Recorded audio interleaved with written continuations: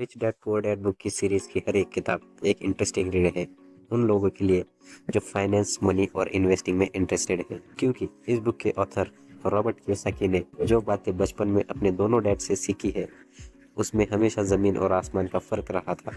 जो एडवाइस उनको उनके गरीब डैड देते थे, रिच डैड हमेशा उसका अपोजिट एडवाइस करते थे। आज मैं आपके सामने इस किताब के 3 इंपॉर्टेंट लेसन पेश कर रहा हूँ।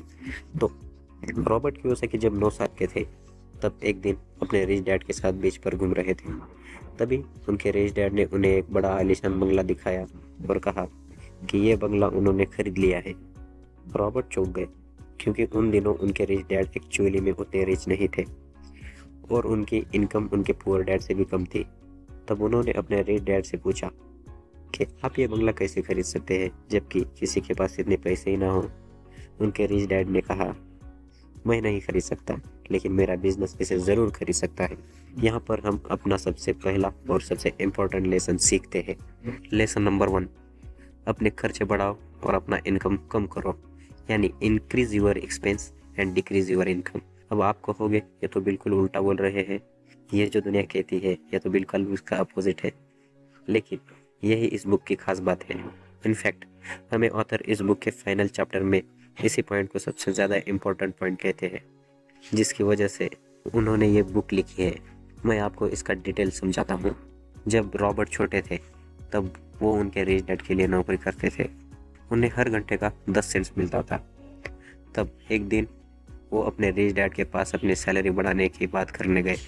तब रिच डैड ने उनकी सैलरी बढ़ाना तो दूर, वो भी काट दी और उन्होंने कहा कि लोगों को सैलरी देना मतलब उन्हें एम्प्लॉय की तरह सोचने पर मजबूर करना, और वो नहीं चाहते कि रॉबर्ट एम्प्लॉय की तरह सोचे। फिर आप मुझसे कहोगे एम्प्लॉय कैसे सोचते हैं?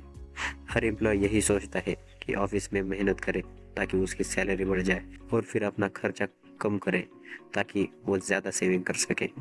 लेकिन रॉबर्ट को उनके रिच डैड कुछ और ही एडवाइस करते थे। वो कहते थे कि आपको अपनी इनकम कम करनी चाहिए और अपने एक्सपेंस बढ़ा देने चाहिए।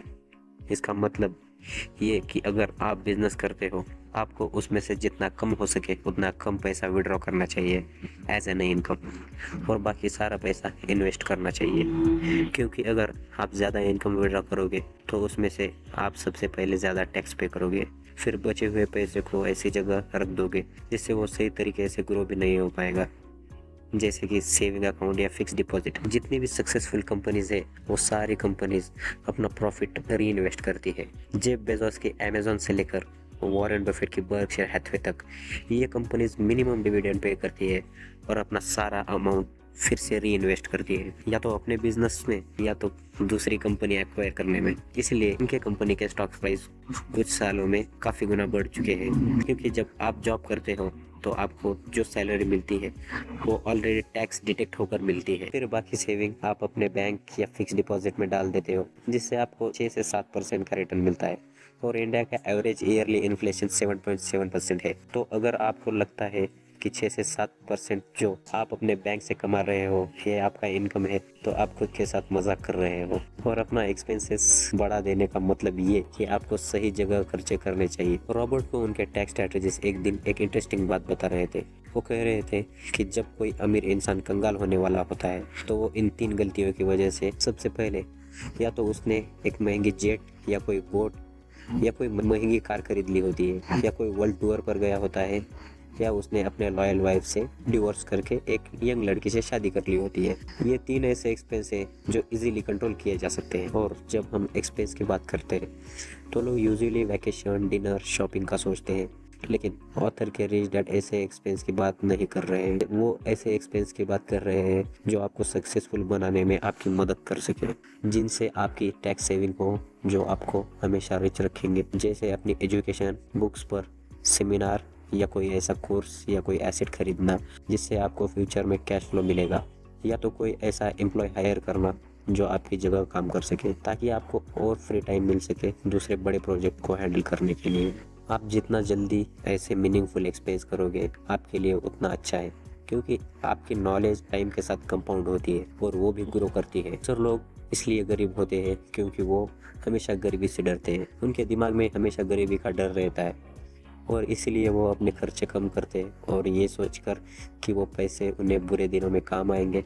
लेकिन ऑथर हमें एडवाइस कर रहे हैं कि आप अपने दिमाग को पॉजिटिव सोच से एक्यूपाइड रखो। आप हमेशा अपने माइंड को ग्रो करने का सोचो, फिर भले उसमें आपको खर्चा क्यों ना करना पड़े। और दुनिया के सबसे फेमस इन्वेस्टर वॉरेन बफेट भी यही कहते हैं। जब उनसे पूछा गया कि दुनिया का सबसे बेस्ट इन्वेस्टमेंट क्या है, तो उन्होंने कहा, invest in yourself as much as you can. अपने आप पर इन्वेस्ट करो, अपनी नॉलेज पर। लेसन नंबर 2, रॉबर्ट के रिच डैड के हिसाब से अगर आपको एक अच्छा इन्वेस्टर और अमीर बनना है और फिर अमीर बना रहना है, तो आपको ये 3 E's एक्वायर करने होंगे। ये 3 E's है एजुकेशन, एक्सपीरियंस और एक्सेस कैश। ये 3 E's की हेल्प से आप ऐसे मौके का फ़ायदा उठा सकते हो जिससे आप अमीर बन सकते हो। ये मौके जो हमेशा अवेलेबल है और रहेंगे, लेकिन आप उन्हें देख नहीं पाते क्योंकि आपके पास वो नज़र नहीं है। सबसे पहला, एजुकेशन। रिच डैड यहाँ पर स्कूल और कॉलेज डिग्री की बात नहीं कर रहे हैं, वो बात कर रहे हैं फाइनेंशियल नॉलेज की। लोग अक्सर कहते हैं कि जब उनके पास बहुत सारा पैसा आएगा तो वो तब इन्वेस्ट करना शुरू करेंगे, लेकिन सच ये है कि अगर ऐसे लोगों के पास गलती से भी बहुत सारा पैसा आ भी जाए तो कुछ ही सालों में वो वापस कंगाल हो जाते हैं। ये इसलिए क्योंकि वो अपनी पुरानी हाथों से ये नया पैसा हैंडल करते हैं। लेकिन रियल लाइफ में हर किसी की लॉटरी नहीं लगती। रिच डैड यहाँ पर इस नॉलेज की बात कर रहे हैं कि आपको बिजनेस चलाना आता है या नहीं, बिजनेस कैसे स्टार्ट करते हैं और कैसे रन करते हैं, और सबसे इम्पोर्टेंट कंपनीज के फाइनेंशियल स्टेटमेंट जैसे बैलेंस शीट, इनकम स्टेटमेंट कैसे रीड करते हैं, इसका एजुकेशन। पर्सनली मैं अपनी बात करूँ तो मेरे लाइफ का टर्निंग पॉइंट तब था जब मैंने कंपनीज की फाइनेंशियल स्टेटमेंट रीड करना सीखी। वरना अगर आप बिना एजुकेशन के कहीं भी इन्वेस्ट करते हो तो वो गैम्बलिंग है। दूसरा ई है एक्सपीरियंस। रॉबर्ट के रिच डैड बचपन में उन्हें ब्लैंक फाइनेंशियल स्टेटमेंट देते थे जिसमें वो उन्हें खुद से एसेट साइड का कॉलम भरने को कहते थे। वो इसीलिए क्योंकि उन्हें उससे एक्सपीरियंस मिलेगा। उन्हें पता था कि बिजनेस को सीखना और अच्छा इन्वेस्टर बनने का सबसे बेस्ट तरीका है उसे प्रैक्टिकली करना। फिर रॉबर्ट उस ब्लैंक स्टेटमेंट में एसेट ऐड करते थे, उससे सीखते, फिर कुछ और ऐड करते, उससे सीखते, गलतियां करते और सीखते, क्योंकि रिच डैड चाहते थे कि वो रियल लाइफ में जल्द से जल्द सीखना शुरू करें। और अगर आप प्ले स्टोर या ऐप स्टोर पर सर्च करोगे तो ऐसे बहुत सारे गेम या ऐप्स मिल जाएंगे जिसमें आप खुद से बैलेंस शीट और अपना एसेट क्रिएट कर सकते हो। तीसरा ई है एक्सेस कैश। इस चीज़ की आपको इतनी चिंता करने की ज़रूरत नहीं है जितनी आपको एजुकेशन और एक्सपीरियंस की करने की होगी। वो इसलिए क्योंकि अगर आपके पास प्रॉपर एजुकेशन और एक्सपीरियंस है तो पैसा अपने आप आपको फॉलो करेगा, और जब आपके पास उतना कैश आएगा तो आपको ऑलरेडी पता होगा उसे कहाँ इन्वेस्ट करना ताकि वो और ग्रो कर सके, ये फाइनेंशियल सिक्योरिटी क्रिएट कर सके। जब लोग अपनी कॉलेज की एजुकेशन खत्म करते हैं तो अपॉर्चुनिटी की जगह पर जॉब्स ढूंढने में फाइनेंशियल सिक्योरिटी की जगह जॉब सिक्योरिटी ढूंढते हैं, और फिर सारी प्रॉब्लम वहीं से शुरू होती है। और इसलिए दुनिया के 10% से भी कम लोग दुनिया का 90% से भी ज़्यादा पैसा ओन करते हैं, क्योंकि उनका एजुकेशन, एक्सपीरियंस और एक्स्ट्रा कैश उनके साथ हमेशा ग्रो करते रहता है। अब lesson number 3, investing is not risky. Investing risky नहीं है क्योंकि आप उसके बारे में जानते नहीं हो, इसलिए वो आपको रिस्की लगता है। और यहाँ पर रॉबर्ट हमें एक इनसाइडर इन्वेस्टर बनने को कहते हैं। तो चलो आपसे एक सवाल करता हूँ, लोग रिच कैसे बनते हैं? या तो वो बिजनेस में सक्सेसफुल होते हैं या किसी और के बिजनेस में पैसा इन्वेस्ट करते हैं, लेकिन ये चीज़ रातों रात नहीं होती।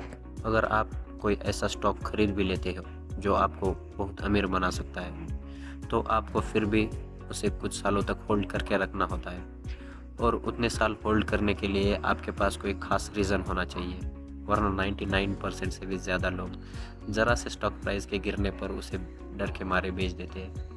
अगर मैं अपना एग्जाम्पल दूं तो मैंने अपने इनिशियल ईयर्स में ऐसी बहुत सारी गलतियां की है, और इन्वेस्टिंग में बहुत सारे ऐसे लेसन्स हैं जो आपको करके ही सीखने होते हैं। लेकिन जब आप अपनी खुद की कंपनी चला रहे हो तो आप शायद अपनी खुद की कंपनी के स्टॉक यूं ही नहीं बेचोगे। जैसे कि मुकेश अंबानी जी, उनके पास रिलायंस के 43% शेयर्स है।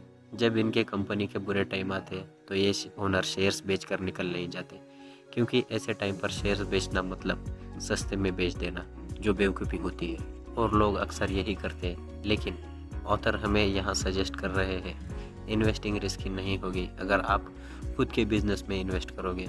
अगर आप कोई स्टॉक खरीदते हो तो उसे अपनी कंपनी का समझ कर इन्वेस्ट करें और उतना ही रिसर्च करें जितना आप एक घर लेने में करते हो या कोई बड़ी चीज़ खरीदने से पहले, उसमें पैसा इन्वेस्ट करने से पहले करते हो। और उतनी रिसर्च करने के बाद आपको इसकी पूरी अंदर की इन्फॉर्मेशन मिल जाती है। सिमिलरली अगर आप कोई भी ऐसी जगह इन्वेस्ट कर रहे हो तो उसकी आपको पूरी जानकारी होना चाहिए जितनी कि एक ओनर को होती है। दोस्तों, आपने रॉबर्ट कियोसाकी की ये रिच डैड पुअर डैड और उनकी दूसरी कैश फ्लो क्वाड्रेंट पढ़ी है तो मेरे हिसाब से इस बुक में कुछ एक्स्ट्रा वैल्यू ऐड करने के लिए नहीं है। इस बुक से आप शायद इन्वेस्टिंग तो सीख नहीं पाओगे, लेकिन आपको ये बुक एक नया पर्सपेक्टिव ज़रूर देगी इन्वेस्टिंग करने के लिए, इन्वेस्टिंग के बारे में सोचने के लिए। दोस्तों, अगर आपको ये वीडियो पसंद आया तो मेरे चैनल को सब्सक्राइब ज़रूर कीजिए। मैं आपके लिए ऐसे ही इंटरेस्टिंग और नॉलेजेबल वीडियो लाता रहूँगा। थैंक यू और गुड बाय।